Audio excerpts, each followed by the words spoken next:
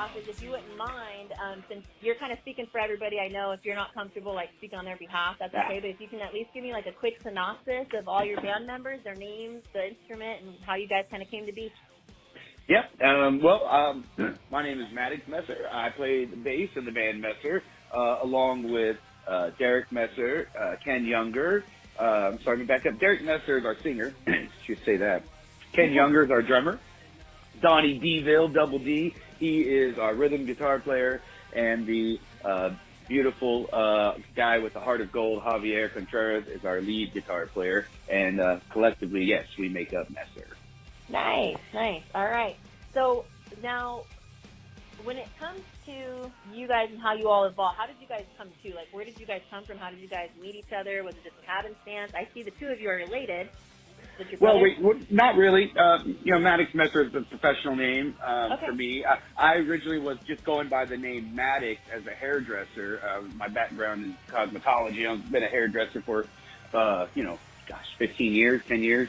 Nice. And I actually, but I've been playing in bands. We'd all been playing in bands. Derek was in a band that was signed to Columbia Records in the late 90s, right at the end of the decline of the music business. And he was signed by Nick Terzo, who signed Alice in Chains. And he got to experience that last bit of that opulent machine of the record industry before it just collapsed entirely. And, his album was shelved and, life happened and, this and that or another. And, but it was during I think during that time period where, Derek was finding himself in sobriety and had gotten sober and had some clarity. And that's when he ended up hooking up, him and Javier initially had hooked up and kind of started tossing around the idea of getting a band going. And I think that's when they had met Kenny, who, Kenny had been around in Dallas for some time, where he actually was traveling. I believe he was traveling to Arizona and his car broke down here. He's actually from Canada. And he just ended up staying in Dallas and has been here ever since. And, had some success in bands touring regionally and locally, on his own right. And then myself, I was playing guitar. I was actually a guitar player. My background is guitar, not really bass. This is, in fact, Messer is the first band I've ever really played bass in. That was just out of, they needed a bass player, and I wanted to be in that band. And Derek and I had actually hooked up. He had seen me on stage doing hair at a hair show. That's what I did, a lot of hair show, art team kind of stuff. And he was dating a girl who was a hairdresser, and they had seen me on stage, but he didn't know, it was me. Until he came into my salon and we started talking, he's like, "Oh yeah, I saw you at this hair show way back." It was just kind of one of those things where we, like the laws of attraction, you know what I mean? This whole, us getting together, hooking up with our producer, Chad Gendison, out in Los Angeles, all of that stuff just has like this whole real serendipitous kind of story to it. And it's been, a series of those events that have really led us to where we are now, where we're about to release this debut self-titled album that's been, a direct result of 6 long years of hard work and dedication and perseverance and, general stick-to-itiveness. Yeah, that's what I was reading up on. It's coming out, that's what, April 20th, right? Yes, right, 4/20. It's also Ken's birthday, and of course it's also 4/20, and it's also significant because April 4/21, new music comes out on Fridays now. That's the thing they started, a year or two ago, Right. So, which is cool. I like that. We really wanted to have our CD release show in our hometown of Dallas in the great historic Deep Ellum area at the legendary Trees Music Venue. And we wanted everything to come out at the same time, as far as like the online, the digital, the physical, the whole thing. And then because we put together an amazing vinyl package, in addition to the CD and the digital and all the other stuff, and Record Store Day being on 4/21, so we're actually releasing the CD and the vinyl all simultaneously at the same time. So, what better way than to enjoy your 4/20 with a badass new album with some killer artwork and, maybe partake a little bit too while you're doing it. All right. That's awesome. So with your touring dates then coming up, this is going to be for this debut album, correct? Yeah, that is correct. We're of course we're going out to support Red and Lacey Stern on the Unstoppable Screen Tour, along with Righteous Vendetta, and so we're going to be out in support of that, doing a support set, which is going to be awesome. So if you're going to catch any of those Red dates, I think the first one kicks off in Columbus, Ohio, on March 1st, and we're going to be on that tour through April 15th, I believe. It's like 30 dates or 30 shows. So I know Scully's. I actually used to live out in Columbus, Ohio. I think we're playing in. I think it's coming through Arizona. I mean, it's going through all of California. I mean, the thing's taking us up the Midwest, and I think west and down south again, and Yeah, you guys all over the place. It's gonna be awesome, though. It's gonna get you guys some good face value, though. That's what we need when we get you guys out there. So that's gonna be awesome. That's gonna be awesome. Yep. And I believe we're going to be following that tour up with we have a co-headlining tour with Shallow Side that's going to be kicked off at that 420 show in Dallas, and then that's going to carry us. I think we're going east. We're going to go to Florida. We're excited about going to Florida. Nice. Florida's going to be nice. Yeah, I see that's in Tampa. But that one's the Amalie Arena, right? You know what? That one is the one, I think in Florida we're going to be playing on that tour. It's going to be clubs and small venues. That's, I think, the Red Tour, and Lacey Stern, they're going to carry on that. We're going to jump off of that after the Georgia show, I believe, and head home to prepare for our CD release. We needed some time. Yeah, you guys are going to need to be able to do that for sure. So let me ask you this. So then, out of all the venues that you've done so far, or even maybe haven't even touched yet, or do you maybe personally have a particular venue that like would be your favorite all-time place to play? That's tough. Of course, coming up on this tour with Red, we're going to be playing the Machine Shop, which I'm excited about because I really want that selfie band photo backstage in the hallway that everybody gets. So right. I'm excited about that one. I'm excited about playing the Fillmore in San Francisco on this tour. That's going to be super exciting. But as far as like memorable, there's probably two really good memorable ones. One was playing, I believe it was in what was the name of that theater in Montreal when we played with Pop Evil. Can't think of the name of that theater, but that theater was amazing, and Montreal was amazing. And another great one would be Al Rosa Villa when we played there. Of course, that's where we lost the great Dimebag Daryl, and we played there with Nonpoint, and that was kind of a special moment. We're going to make sure to link this, too, because I want all your fans to be able to see where you guys are playing. Anybody that's, catching new wind of you, they can spread the word because, it's social media these days. We've got friends all over the place. So we're going to add the links here for you. So out of so for the fans, do you guys have your site set up so that way they can pick up merch and everything there, and your music and everything? Will the CD be available after the 20th?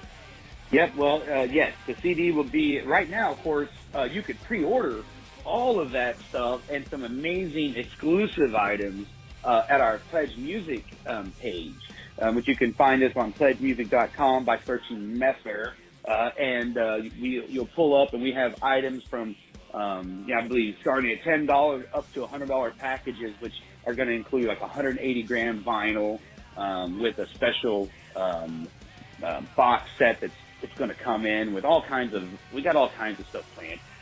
One more time, that website. It is pledgemusic.com. The full website link I can get you. I'll tell you, it's pledgemusic.com/project/Messerband. And we're pretty much everywhere at Messer Band. So any website, social media, if you type in Messer Band, you're going to find us. Got it. All right. We'll make sure to get that added in there as well. And then, so I don't know if you had a chance to talk to any of the members before we got on the call today. Did you guys have any major key points, any specific people that you wanted to give any shout-outs to, thank yous, any last words in particular that you'd like us to go ahead and share with Sinn Magazine fans? Well, of course, we want to always give a shout-out to our beautiful producer and co-writer, Chad Kendison, who we're so grateful to have met, and also to call my personal best friend.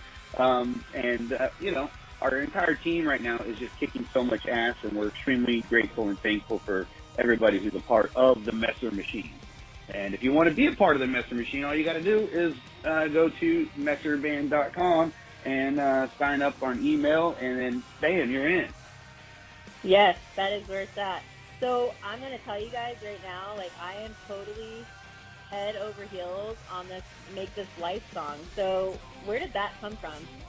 Well, that came from Javier started the original riff idea. I think the original, that opening riff, Javier kind of spawned, but the concept and the idea of the song itself came out of the this last election period, and there was, before we even heard the term fake news, it was, we're just all just kind of sitting around in our studio, and we're just like, you know, just disgusted by, you know, what this media outlet was saying, and this media outlet was saying. It was really Right. like, you know, it was really not a left side or a right side, but it was like, you know, screw this whole entire idea of being force-fed from that one-sided conversation of the TV or the media.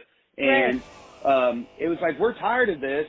Let's make this life of ours. It's up to us to make our life worth fighting for, make our life worth dying for. And it was at a time period of all the this lives matters and those lives matters, and everybody's lives. It's the people. That's who really matter the most. And we wanted to bring people together with this song, and, you know, and just basically let the world know that, you know, we're not going to back down, you know.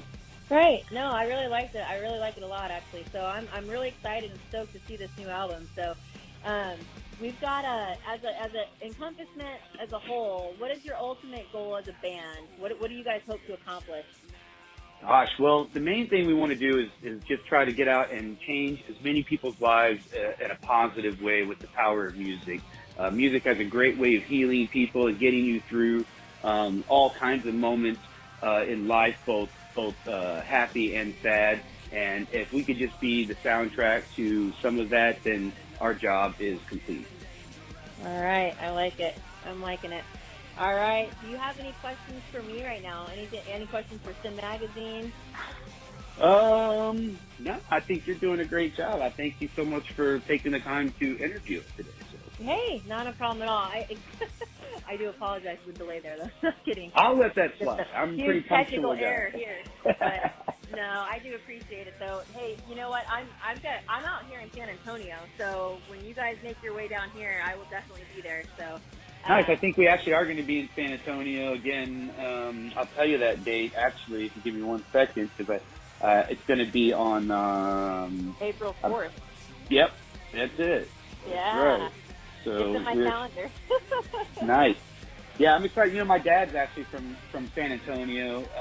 He grew up in Kelly Air Force Base. I mean, he went to Wendell Holmes High School. And so wow. We got some family ties from down there. Well, he doesn't really have any family living down there now, but San Antonio was always a place that we would visit a bunch growing up. And then ironically enough, my 8th grade history teacher, who had a very significant impact on my life, who got the job and became, and still is, the curator of the Alamo. And every time I go down there, I always try to pop in and say hi to Mr. Winder. So. That's cool though. he was one of those history teachers that used to dress up every day for whatever the history lesson was, and we used to just give him so much shit because we were 8th grade dickheads. Right. And you know, one day, you know, he pulled me out and told me he was quitting teaching and he couldn't do it anymore, and then he disappeared, and I never saw him again until years later on the History Channel was running that Alamo series, and I think an Alamo movie had come out, and here, lo and behold, they were interviewing him, the curator of the Alamo, and I was just like, that's crazy. It was amazing. I'm a huge history buff now. See, I didn't realize, you don't realize that stuff when you're in school, how important or how valuable that information is, but then you get older, you're like, you know, you love history, so.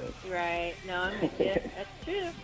Well, like I said, I'm looking forward to seeing you guys live, and if you end up with any questions or anything, I think I have given you I added you guys on Facebook and stuff too. I saw you.